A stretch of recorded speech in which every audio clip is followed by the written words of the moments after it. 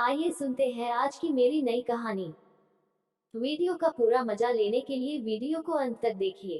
पर्दे में से मैंने रमुआ को एक निगाह देखा। लंबा कद, गठा हुआ बदन, सांवले रंग पर पसीने की बूंदें एक अजीब सी कशिश पैदा कर रही थी। उसे देखते ही मेरे तन की उमंगे और मन की तरंगे उछाल मारने लगी। ठाकुर साहब के यहाँ मैं छोटी के बाद आई थी, लेकिन मंझली में ही कहलाई। ठाकुर साहब के पास 20 गांव की राम गुजारी थी। वहां बड़ी हवेली के बीच में ताला और आगे ठाकुर साहब की बैठक थी। हवेली के दरवाजे पर 24 घंटे चौकीदार रहते थे। हाँ, तो बड़ी ही ठाकुर साहब की सबसे करीब थी। जब ठाकुर साहब कहीं जाते तो वह घोड़े पर कोड़ा लिए बराबरी से चलती। उनमें दया धर्म नहीं था। पूरे गांव में उनकी पकड़ थी। कहां से कितना पैसा आना है, इतना पैसा बकाया है, इसका पूरा हिसाब उनके पास था। ठाकुर साहब 65 साल के आसपास के हो चले थे और बड़ी 60 के करीब थी। ठाकुर साहब को बस एक ही गम था कि उनके कोई औलाद नहीं थी। इसी के चलते उन्होंने पहले छोटी से शादी की थी और 5 साल बाद अब मुझसे। छोटी को राजकाज से कोई मतलब नहीं था। दिन भर ऐसो आराम की जिंदगी गुजारना उसकी आदत थी। वह 40 के आसपास हो चली थी, लेकिन उसके आने के बाद भी ठाकुर साहब का गम कम नहीं हुआ था। कहते हैं कि उम्मीद पर दुनिया टिकी है, इसलिए ठाकुर साहब ने मुझसे ब्याह रचाया था। मेरी उम्र यही कोई भी 19 साल के आसपास चल रही थी। मैं गरीब परिवार से थी। एक बार डुमरी गांव में जब ठाकुर साहब आए थे, तब मैं बच्चों को इकट्ठा करके पढ़ा रही थी। ठाकुर साहब ने मेरे इस काम की तारीफ की थी और वह मेरी खूबसूरती के दीवाने हो गए थे।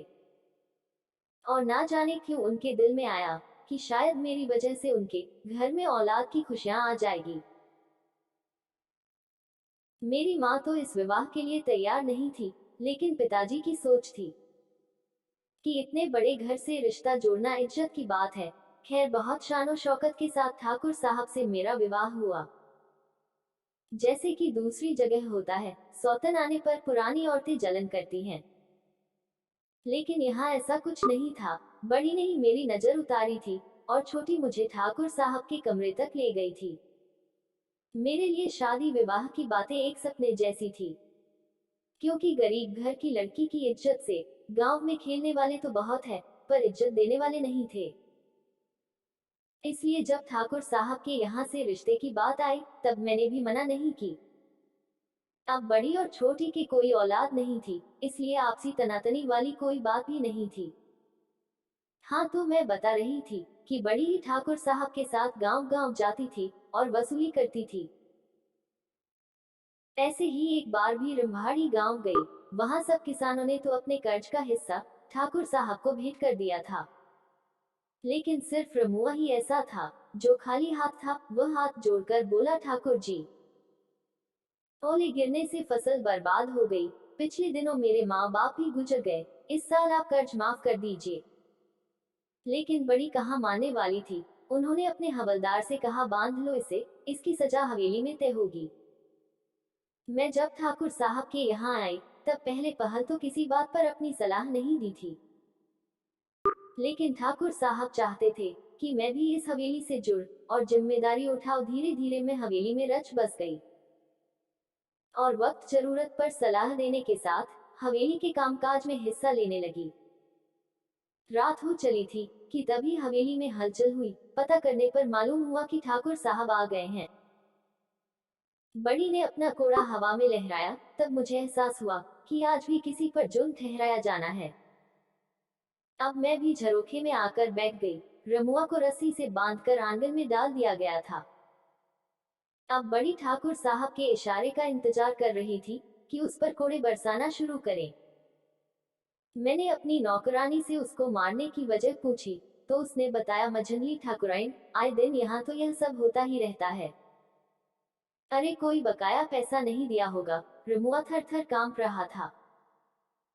तभी मैंने उस नौकरानी से ठाकुर साहब के पास खबर भिजवाई कि मैं उनसे मिलना चाहती हूँ, और मैं झरोखों के पीछे चली गई। तभी वह ठाकुर साहब आए और उन्होंने मेरी तरफ देखा।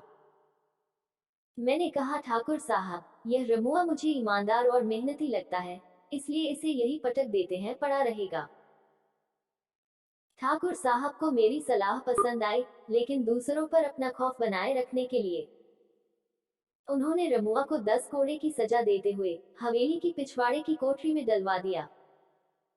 एक दिन मैंने नौकरानी से रमुआ को बुलवाया। हवेली में कोई भी मर्द औरतों से आमने सामने बात नहीं कर सकता था, इसलिए बात करने के लिए बीच में पर्दा डाला जाता था। रमुआ ने पर्दे की दूसरी तरफ आकर सिर झुकाकर कहा, मझली ठकुराइन जी आदेश। पर्दे में से मैंने रमुआ को एक निगाह देखा। लंबा कद, गठा हुआ बदन, सांवले रंग पर पसीने की बूंदें एक अजीब सी कशिश पैदा कर रही थी। उसे देखते ही मेरे तन की उमंगे और मन की तरंगे उछाल मारने लगी। मैंने रमुआ पर रोक गांठते हुए कहा, तो तू है रमुआ, अब क्या हवेली में बैठे बैठे ही खाएगा? आदेश मझली ठकुराइन, मैंने कहा, इधर आ यहाँ। तो ठाकुर जी की बैठक है, मयान में पंखा लगा है, उसकी डोरी निकाल गई है, जरा उसे अच्छी तरह से बांध दे। मैं अब भी पर्दे के पीछे नौकरानी के साथ खड़ी थी। रमुआ बंदर की तरह दीवार पर चढ़कर मयान तक पहुंच गया और उसने पंखे की सभी डोरियां बांध दी। इसके बाद बैठक को साफ कर अच्छी तरह जमा दिया। दोपहर को ठाकुर साहब ने बैठक का इंतजाम देखा तो उन्हें बहुत अच्छा लगा। जब उन्होंने इस बारे में नौकरानी से पूछा, तब उसने मेरा नाम बताया। ठाकुर साहब की निगाहों में मेरी इमेज अच्छी बनती जा रही थी।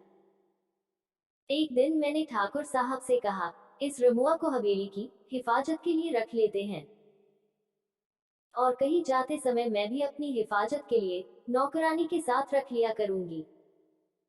ठाकुर साहब ने मेरी बात मान ली और मेरी हिफाजत की जिम्मेदारी रमुआ के ऊपर सौंप दी। हवेली से कुछ ही दूर पर खेत था। खेत में मकान बना था, जिससे हवेली का कोई आदमी वहां जाए तो उसे कोई परेशानी ना हो। एक दिन मैंने नौकरानी को बैलगाड़ी लगाने के लिए कहा। बैलगाड़ी के चारों दलों पर चादर बांध दी गई थी, जिससे बाहर के किसी मर्द की निगाह हवेली की औरत पर नहीं पड़े। क्योंकि बड़ी अब 60 के पार हो चुकी थी, इसलिए यह सब बंदिश उन पर तो नहीं थी। छोटी पर कम और मेरे ऊपर सबसे ज्यादा थी। खैर, हवेली के दरवाजे से बैलगाड़ी तक दोनों तरफ पर्दे लगा दिए गए और मैं उन पर पर्दों के बीच से होकर बैलगाड़ी में बैठ गई और रमुआ बैलगाड़ी पर लाठी रखकर हाँकने लगा। खेत पर जाकर मैंने रमुआ को मेद बांधने और पानी की ढाल ठीक करने के लिए कहा। थोड़ी देर में काली घटाएं उमड़ घुमड़ कर बरसने लगी। रमुआ भी खेत पर काम कर रहा था।